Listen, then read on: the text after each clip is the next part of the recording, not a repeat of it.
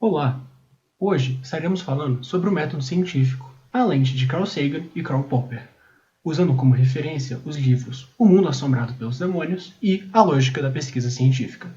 Esse é o trabalho final da matéria de Astronomia Geral ofertada no UFMG, feita pelo aluno Matias Novaes. Para melhor entender o método científico, precisamos entender também um pouco de quem veio antes dele. Alguns pensadores, como Lord Action, James Oberg e Michael Faraday, nos permitiram um entendimento melhor através de suas reflexões. Manter a mente aberta é uma virtude, ela só não pode ficar aberta a ponto do cérebro cair para fora. E nada é mais necessário ao investigador do que saber alguma coisa acerca da história de uma disciplina e acerca da lógica da pesquisa, a maneira de descobrir o erro, o uso de hipóteses, o uso da imaginação, o modo de efetuar testes que ter em mente, tal qual disse Michael Faraday, que nada é maravilhoso demais para ser verdade. Como o objetivo deste trabalho não é fazer um aprofundamento sobre o tema, e sim uma apresentação de forma palatável de todos os conteúdos, prosseguiremos trabalhando ponto a ponto, de forma rápida e coesa, para que não haja dúvidas sobre como é a visão de Popper em relação ao método científico. Partindo para o tema, devemos entender como que a filosofia da ciência sobre a lente de Karl Popper. Em seu livro A Lógica da Pesquisa Científica, ele trabalha o tema da seguinte forma, propondo uma divisão entre o problema da indução, a eliminação do psicologismo, uma prova dedutiva de teorias, o problema da demarcação, o uso da experiência como método, a falseabilidade como critério de demarcação, o problema de uma base empírica e uma comparação entre objetividade científica e convicção subjetiva. Começando pelo problema da indução, devemos entender que não existe argumento que possa justificar universalmente teorias científicas através de observação, já que não se pode provar a verdade absoluta de uma teoria apenas pela confirmação de casos individuais. Popper, então, destaca a falibilidade da indução, ou seja, por mais exemplos que confirmem uma teoria, um único contra-exemplo pode invalidá-la, tornando problemática para estabelecer certezas absolutas. Faz-se necessário, então, refutar o psicologismo, que é uma posição filosófica que busca explicar aspectos da realidade, como o louco e a matemática, como produto da atividade mental humana. O psicologismo sugere que as leis lógicas e matemáticas são reflexos da mente humana, e não valores independentes e verdades universais. Popper, então, rejeita o psicologismo, argumentando que lógicas e matemáticas não são apenas criações da mente humana, mas descobertas através de processos de conjecturas e refutações. Popper mostra que as teorias científicas devem ser testadas para falsificação e não pela sua conformidade com a mente humana, o que afasta da dependência da validade lógica ou matemática das teorias em relação à psicologia humana. Para Popper, a prova dedutiva na ciência é essencial, já que ele não sugere que as teorias científicas possam ser provadas de formas definitivas, e sim que estejam sujeitas à falseabilidade. Ou seja, para ele, a teoria científica é tão válida quanto a sua capacidade de resistir à tentativa de falsificação. A prova dedutiva, portanto, desempenha um papel crucial nesse contexto, pois uma teoria científica deve ser capaz de gerar previsões ou consequências observacionais específicas. Se essas previsões não se confirmarem pela observação ou experimento, a teoria pode ser considerada falsificada. No entanto, mesmo que uma teoria sobreviva a muitos testes e pareça corroborada, Popper destaca que ela nunca é definitivamente provada, apenas aceita até que novas evidências possam refutá-la.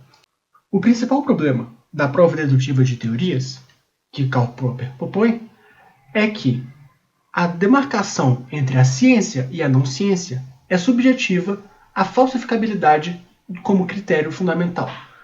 Alguns críticos apontam que nem todas as teorias podem ser facilmente falsificadas, especialmente aquelas em áreas como a cosmologia ou psicologia, onde os testes diretos são extremamente difíceis ou beiram a impossibilidade.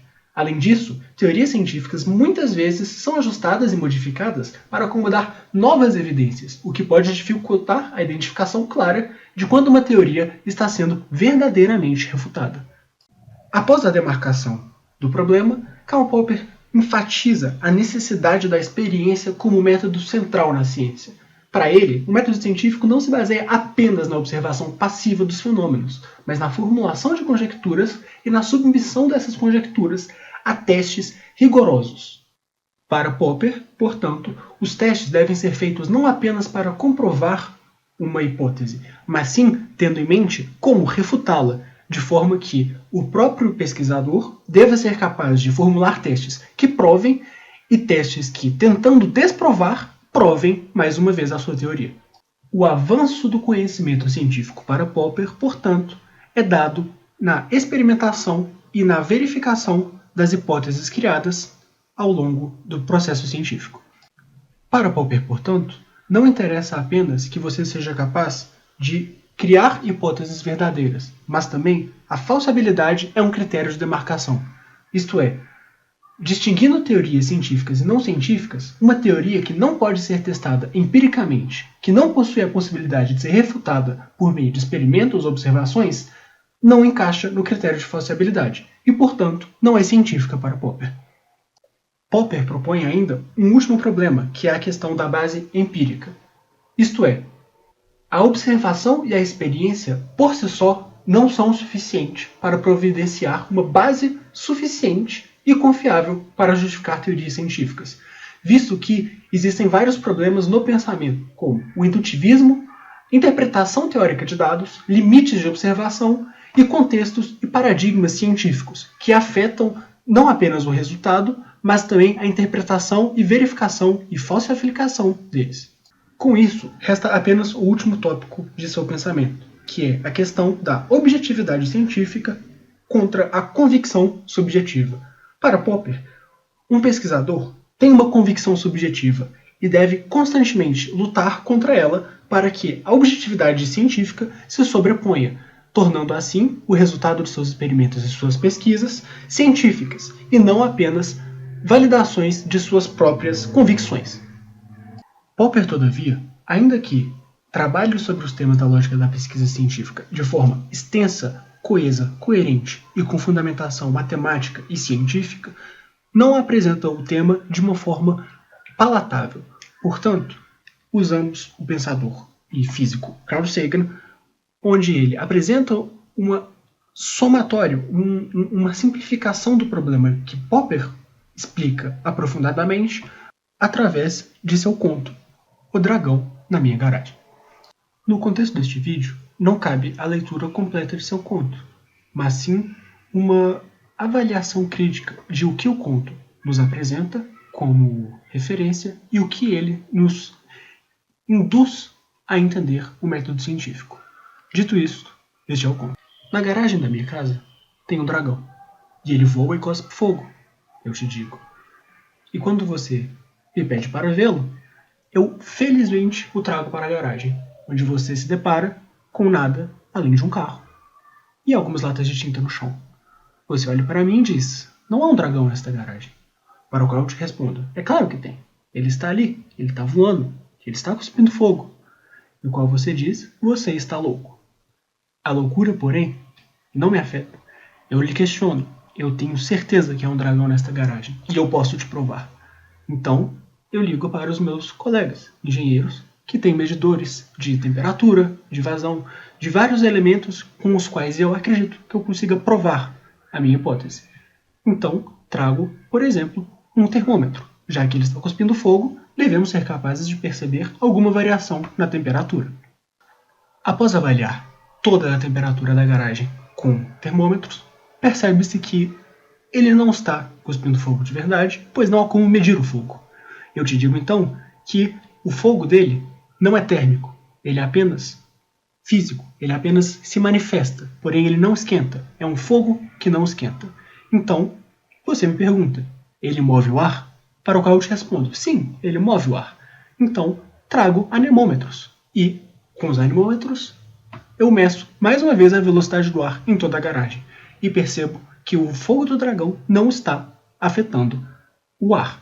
Portanto, mais uma vez, não há um dragão na minha garagem. Os conceitos de Popper são apresentados neste pequeno conto, já que a hipótese é criada, os testes são feitos, os testes são falseáveis e, portanto, o método científico é abrangindo em um escopo onde a hipótese é criada, a hipótese é testada, você propõe o que acontecerá, você testa e após o teste você conclui algo.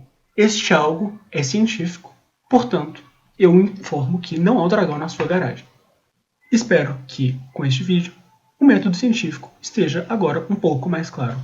Muito obrigado e boa tarde.